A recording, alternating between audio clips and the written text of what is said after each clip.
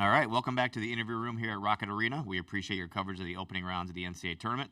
We're pleased not to be joined by the Marquette Golden Eagles, the number 7 seed in the South region. Just a few housekeeping items before we get started. As a courtesy to other media members in the room, please remember to silence your cell phones. We have microphone holders on either side of the room. Please raise your hand for a mic to be brought your way. And when you do ask your question, please introduce yourself and your affiliation. All press conferences will be transcribed electronically by ASAP Sports. Please note that the recording of press conferences on cameras or cell phones is prohibited throughout the NCAA tournament. With that, we will go straight to questions from the media for our student athletes from Marquette. We're going to start on the left side in the 4th row. Hey, Great question. guys, Will Graves, Associated Press. This message is for Kam. I guess, why did you decide to stay after Woj left? What was it about Shaka that made you want to stick around? And what does it say about the direction of the program that you guys have sort of stayed out of the portal and kept this nucleus of guys together for these last few years? This guy next to me was a huge reason of us deciding to stick with Coach Smart rather than Coach Wojo. Talking to each other every day while we were committed and signed here, and we talked to Coach Smart individually, and we both decided that we liked who he was as a person, and we both pretty much told each other we were staying. Yeah, we're going to move it up to the 2nd row here on the left side.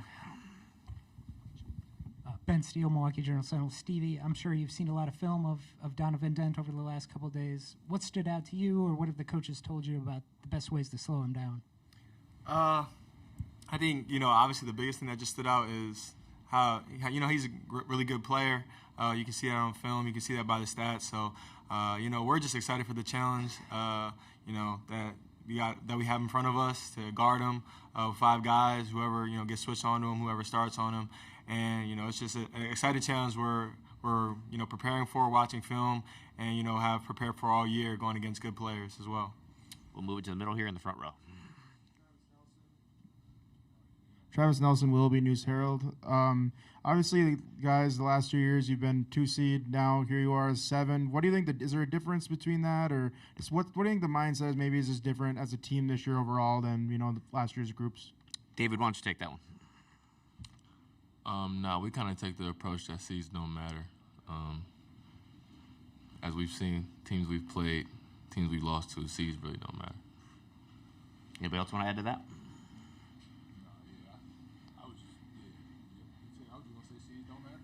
Those 3 words. Got it. Additional questions for the student athletes. 2nd row here on the left side. Drop.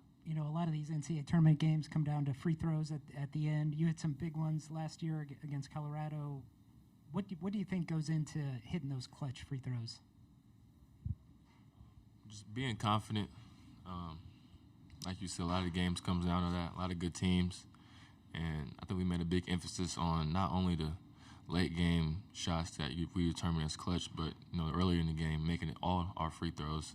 The best teams in this month make their free throws. They win games that way. So those late game free throws definitely count, but all of them matter. Additional questions for the student athletes back here on the left side. This is for all 3 of you guys. What does it mean, or why did you guys sort of stick together, right? I mean, what you guys have is pretty rare, right, this sort of stability. What was it about the group that made you guys want to stay? And then does it say something about did you guys take that as the fact that Coach didn't go into the portal to look for a bunch of guys, did that sort of say something to you guys about the belief that maybe he had in y'all as a team? We'll go down the line, starting with Kam. Most definitely. I was about to say most of that is because of Coach Smart, the type of coach he is, the type of man he is. And, we've really taken on his personality as a team. And that's one of the main things I love about this group. And, we all love each other. We spend a lot of time with each other. And, it's a very high level. So knowing that Coach isn't just necessarily going in the portal, just fishing, that gives us the confidence and the continuity to, go after it as a team and come together and make each other stronger.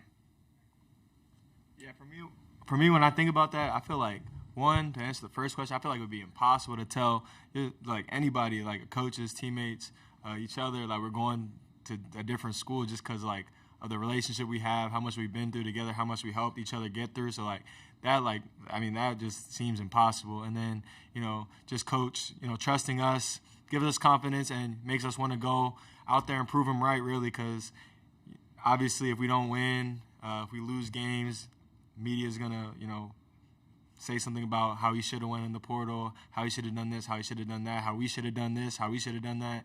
And the only way to end all that is just to win. So that's just our goal, being here for the 4th year in a row as seniors, just to go out there, compete, and win. Yeah, like these guys said, we really rock with each other, and Coach also rocks with us. And like he pointed out, he doesn't go into the portal, so that belief in us just makes us stronger. And every year, every summer, it was our job to get better and to make each other better and sharpen each other's iron. So we have 100% belief in all of that. We're going to flip it back to the right side here in the 3rd row. Yeah, Luke Taylor, Full Court Network. And I just have 2 quick questions. The first question is, do you like Coach Smart with hair or without hair better? I've only known him with hair, so I'm going to go with hair. That's my dog. He can, whatever he pull off, he going to rock it. He going to rock whatever he rock, whatever it is. Okay, fair enough. One word to describe Coach Smart. Stevie, you want to take that one? One word. I would say passionate. Excellent. We're going to go back to the left side in the 2nd row. Hey, Kam, Coach Dre's back after having his knee surgery. What's that mean to you guys just to have him hanging back around again?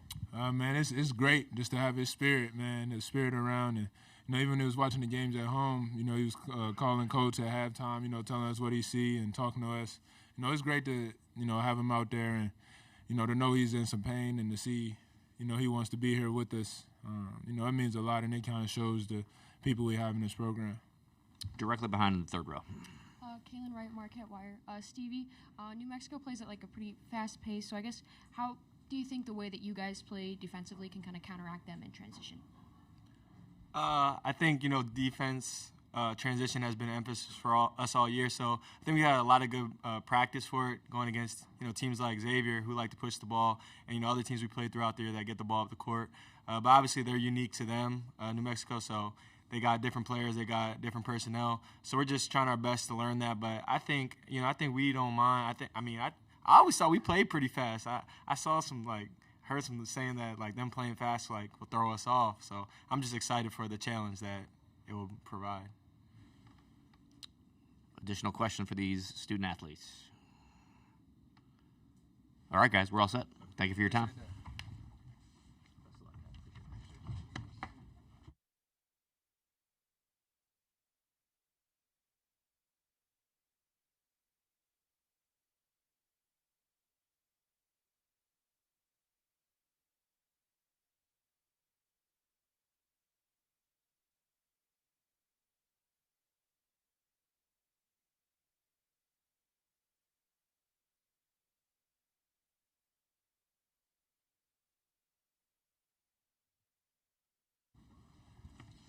All right, we will continue here with the Marquette Golden Eagles. We are joined by head coach Shaka Smart. Coach, you want to start us out with an opening statement?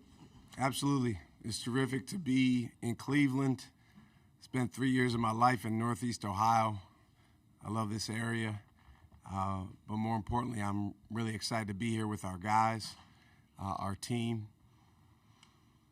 We've had, a heck of a journey so far to this point. And, all the experiences we've had, I tell our guys all the time, you got those experiences in your pocket. So now's the time to pull them out and use them and come together to be our best. New Mexico is a terrific team. Known Richard Pitino a long, long time. He actually replaced me as an assistant coach at Florida when I left to go to VCU. He's done a heck of a job. Terrific team, terrific season, conference champions. So it'll be a great game tomorrow night. Thanks, Coach. Let's go ahead and open it up for questions. Start it right here in the front. Hey, Coach. First of all, 1999 Akron graduate. Let's go back to Go Zips. those times, right? What did Coach Hipsher teach you? What did Akron teach you that maybe you still use today, and how did it mold you as a coach? So I worked for 2 coaches there, Dan Hipsher and Keith Dambrot. I was actually telling someone on the bus one of my best Keith Dambrot stories, which is my very first day on the job. He took me to meet, a young 18-year-old kid and helped Keith put him through a workout. That kid ended up being a pretty good player. But yeah, it was this was the most meaningful stop for me, Northeast Ohio, for a couple reasons. One, I met my wife in Akron, which is nothing more meaningful than that. And then number two, when I got here, I was 26 years old, my first Division I assistant coaching job, and I mean, I just didn't know what I didn't know, and I had some people that believed in me and gave me an opportunity that I didn't even really probably deserve yet. But I just grew a lot, and from Hip, I learned a ton about motion offense. He's as good of an offensive coach as I've been around. And then from Keith, you know, I got a list as long as Santa Claus's list in terms of the things he taught me. He's probably the guy that I've been closest with of anyone that I've ever worked with. Thanks, Coach. We're going to flip it to the left side here in the second row. Shaka, how's the prep work in the days before an NCAA tournament game? How has that evolved for you over the years? It's evolved a lot because, you know, Stevie described me as passionate. Sometimes I overdo it. So when I was a younger head coach, I mean, I would stay up till like 2, 3 in the morning on Sunday after we found out who we were playing. And you're not going to win the game on Sunday. So I think understanding that winning, there's a lot of things that go into winning, but most importantly, the three guys that were just sitting up here and their teammates being in a good place, being connected with each other, having the clarity of mind and the freedom to go out there and make plays, because it does feel different as a player and to some extent as a coach when you're coaching in the postseason or playing in the postseason. So my job is to help them with that. And so I put a lot more time and energy into, you know, that spiritual, mental, emotional preparation for the guys than I once did. Third row on your far left, Coach. Joe Reedy, Associated Press. Coach, with Coach Dambrot, biggest thing you learned from him, kind of rolling through the punches and being a survivor, because early in his career he got knocked down, but also what's it like kind of seeing Drew Joyce, who you coached at Akron, kind of develop too as a coach? Drew Joyce was the first player to ever curse me out as a coach. So I'm a coach and he's a player. I never forget it. Drew's got a bright future. I was at Drew and Romeo and LeBron's graduation party. And there's only one reason for that. It's because of Keith. I mean, Keith treated me like a brother from the first day that I ever met him. I've never been around someone that was so sharing and giving. And, again, he's the guy that I've been the closest to in terms of people that I've worked with. It was so much fun. And the biggest thing he taught me, actually, is he would always call people when they were down, like other coaches after they got let go or people that were going through tough things. And he would always tell me, like, well, everybody calls you when things are going well, but you got to make sure you're checking on people when things are not going as well. And he just had a way about that. And then the second biggest thing, it's the most profound thing ever in coaching. You ready for this? Spending time. He would always be like, we got to spend time with the players. We got to spend time. We got to spend time. So it was, you know, every day going to lunch where the guys are going to lunch. It was every day, you know, finding them, spending time with them. He was very, very hard on them in practice, very hard. And so he had a rule. We all had to spend 10 minutes in the locker room with the players after practice, repairing some of the relationships because those practices were crazy. I mean, Steve said I was passionate. I mean, his was on a different level. But he taught me a lot.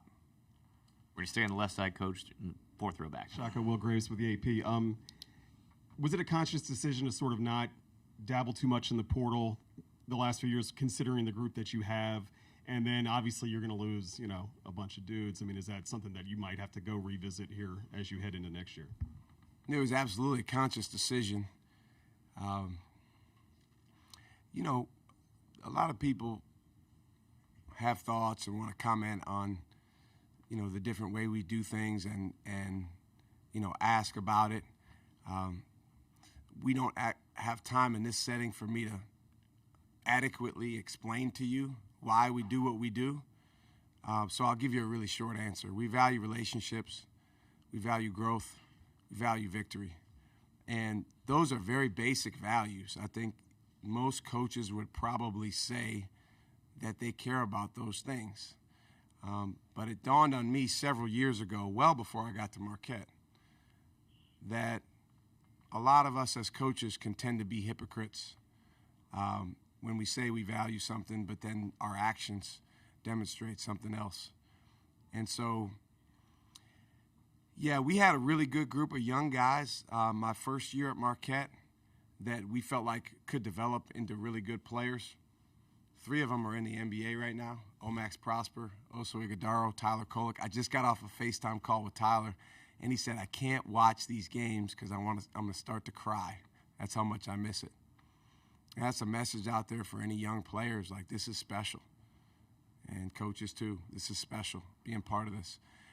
So we felt like, I remember after our first year, Tyler actually said, man, we got to go get a big guy. We're losing Kerr. Kerr was our starting big guy. I said, no, Oso's going to be just fine. And he was. But you bring up a great point. Every year is different. And, we've lost from that initial core group of young guys, 3 guys that are in the NBA. And then after this season, 3 guys that, have been integral parts of what we've done, the last 4 years. And so it's definitely going to stress test our way of doing things. I tend to err on the side of, really, really pouring into the guys we have and focusing on them. And there's a lot of reasons behind that, again, we don't necessarily have time to get into now. So, yes, we believe in our way of doing things. Bounce it back to the right side, Coach, 4th row. Luke Taylor, Full Court Network. I have 2 questions. One we couldn't get out of Coach Mo. Would you say you're a better coach bald or with hair? I'm a better coach with better players. So, let's see. When I was bald, I coached Joey Rodriguez, Jamie Skeen, and those guys took us on a magic carpet ride to the Final Four. I was bald, but I could have had a full afro. I mean, it wasn't my hair. It wasn't me. It wasn't anything about me. That's the thing you learn in March. It's very, very humbling, is that I don't want to say coaching's overrated because it does matter, and players need you to impact them in a way that helps them be their best and helps them maybe even be more than they would have been without you. But, man, the teams that come together and make a decision, you can see it in their eyes, and that has very little to do with the coach. All right. He had another question. Oh, I'm sorry. Go ahead. Hey, Coach, what would you say your identity is right now as a basketball team? Our identity? Well, this is always aspirational, so I'm not saying that we're perfect with this. But our identity is 3 things culturally, 3 things defensively, 3 things offensively. And they are present, connected, desperate, vicious, disruptive, unselfish, fast, decisive, selfless. So that's who we want to be. Now, when you play really good teams, that stresses that. If we were going out here playing against the worst team in Division I, trust me, we would look like that for sure. But the better the team is you play, the harder it is to be the best version of yourself. And New Mexico is a heck of a team. So I think the biggest thing for us is making sure that we pour into the controllable elements of being that identity. Back to left side here in the 2nd row. How'd you keep Dre involved in the work over the last couple weeks while he's been recovering from that knee surgery? This is what I like about Marquette. We got our beat writer writing a story about an assistant coach overcoming knee injury. I mean, seriously, it says something about, like, the level of just detail and interest there's in our team. Now, if I were you, I'd write a story about Caden Hamilton or Josh Clark or those guys. But if you want to write a story about Dre, which he did beat me the last time we were in this arena, I do believe. I was an assistant at Akron, and he was a player at Kent. So go back and look at that. Yeah, it was tough. Tough injury for Dre, middle of the season, had to have surgery. And, you know, as a coach, you never want to be away from your guys. You never want to be away from the staff. So it was a big just disruption for him. We don't have anyone else like him on our staff. So when he was gone, there was definitely a void. So it's great to have him back, crutching around, and you know, hopefully he'll continue to positively impact the guys. All the way in the back, Coach, in the middle. Jeff Grammer, Albuquerque Journal. Coach, Yes, sir. A lot's already been talked about, and forgive me if you've already talked about this. I came in after you started, but the Kam and Donnie matchup, but I don't imagine they're actually going to be defending each other very often. Yes. Can you talk a little bit about what Stevie brings defensively? I imagine he will get a lot of the Donovan Dent matchup, and then also True Washington on New Mexico is probably going to be doing a lot of the defense on Kam. Can you talk about those two matchups? No, and I appreciate you bringing that up because I was just talking to the radio guys about this. A lot of times, you know, we tend to oversimplify. And, you know, fans kind of go by what they hear from the media. But in reality, that's not a two-man matchup. That's a four-man matchup because you're exactly right. True Washington, terrific defender, does a great job with his hands. You can tell that he's been well-schooled, and he's very, very aggressive with that. And then Stevie Mitchell, for us, is always our guy that we put on an elite guard like Donovan Dent. So that matchup will involve all four of those guys, plus their teammates, you know, because when you're out there on the court, there's 10 total guys, and the help defense and the pick and roll coverages and those sorts of things really, really matter too. But Dent's a heck of a player. I told the guys, you know, when we first started introducing New Mexico, understand this, he averages more points per game than Kam and more assists per game. You know, in a league that's comparable. We got 5 teams in the NCAA tournament. The Mountain West got 4. So it's a heck of a challenge, and there's a lot that goes into making Dent good. I think Nelly Joseph is a big domino for Dent and the rest of the team. Dent's obviously unquestionably the best player, but Nelly Joseph, man, I mean, the motor with which he plays and the way that he impacts the game on both ends of the floor is incredible. Back to the front here. Brad Bourneval again, the Akron Beacon Journal. We're talking about you guys having 5 teams in. Mountain West has got 4. They're talking about expansion to 76 teams.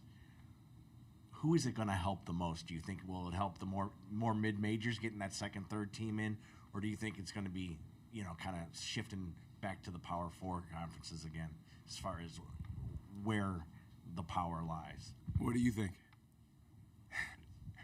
You know the answer to your own question. We live in a time where the power, if you will, use that word now, the power lies with the Power 4 in terms of those decisions. And I think that it is very, very, very difficult now, probably harder than ever, if you're not in the top maybe 6 or 7 conferences to make the NCAA tournament as an at-large bid. So John Gross's Akron team, for example, they're an NCAA tournament team, whether they won in that MAC championship game or not. Do they make the NCAA tournament without winning? No. A team like Drake, because the way that we've set things up with this system of quads, the reality is if you're in the better leagues, you're going to play like so many more. I mean, look at the Big Ten and SEC teams and how many quad 1 games that they've played. But if your record is like below 10% winning percentage, Is that better than not playing any at all? I'm not saying it is or it isn't. It's interesting. The NIT selection committee, I'm not sure if it still is, but has been for many, many years old coaches. And I've always said, well, why isn't the NCAA tournament selection committee old coaches? Well, because it's too important for the coaches to decide. So, but yeah, I think if it expands, you'll see, power conference teams with losing records, get in. And not that those teams aren't good, but that's who has the power right now. Going all the way back. Coach, Will Weber from the Santa Fe newspaper. Richard Pitino jumped onto Florida staff in 2009 when you took the VCU job, and he has spoken extensively about the role Billy Donovan has played in the development of his career. I'm just curious, what role did Billy have with you in your development as a coach? He's incredible. I mean, I'm lucky. I work for 5 head coaches, Bill Brown, Oliver Purnell, Dan Hipsher, Keith Dambrot, and Billy Donovan, and all 5 of them impacted me in very, very significant ways. Billy is an expert at the psychological component of coaching. He really, he calls it DMM, disposition, mindset, and mentality. And he's just constantly thinking about that. And, I learned a ton. My goal was to go down there and be there for like 6 to 8 years because he's a guy that I looked up to ever since I worked his camp in 2000 as a 23-year-old kid. But I got offered a VCU job, and it was kind of a tough one for me because I didn't want to leave. I didn't even know if I was ready to be a head coach, but it was this unbelievable opportunity. And Billy was great with just, he didn't hold me back in any way. He encouraged me. He said, if you want the job, take the job. And then Richard ended up coming to Florida. And, obviously Richard has this kind of dual influence of Billy and then his father. Doesn't get much better than that. Right side in the third row, her coach. How you doing, Shaka? Darius Joshua, CBS 58 in Milwaukee. I know you've often talked about how much you guys ask of Kam. Do you ever at any time have to kind of talk to him about making sure he's not putting a lot of pressure on himself to produce, basically? Yeah. Absolutely. I mean, that's the key to this whole thing is if you're putting too much pressure on yourself, you're not going to be your best. But it's a fine line. It's a fine line because the reason that the best are the best is because they're perfectionists. But one of the things that I've learned over the years is if you're a perfectionist, you need to use just the right amount of your perfectionism and let go of the rest. If you use too much, you'll drive yourself crazy, literally. And if you don't use enough, then you're not going to hold yourself to a high enough standard. So that's the balance that we try to help Kam strike. I think he's done a terrific job this year. Believe it or not, Kam comes across as very happy-go-lucky and, always in a good mood and dancing around and stuff. Kam's got a lot going on up there, a lot. But he's handled everything really well. That's all the time we have. Thanks, Coach. Thank you.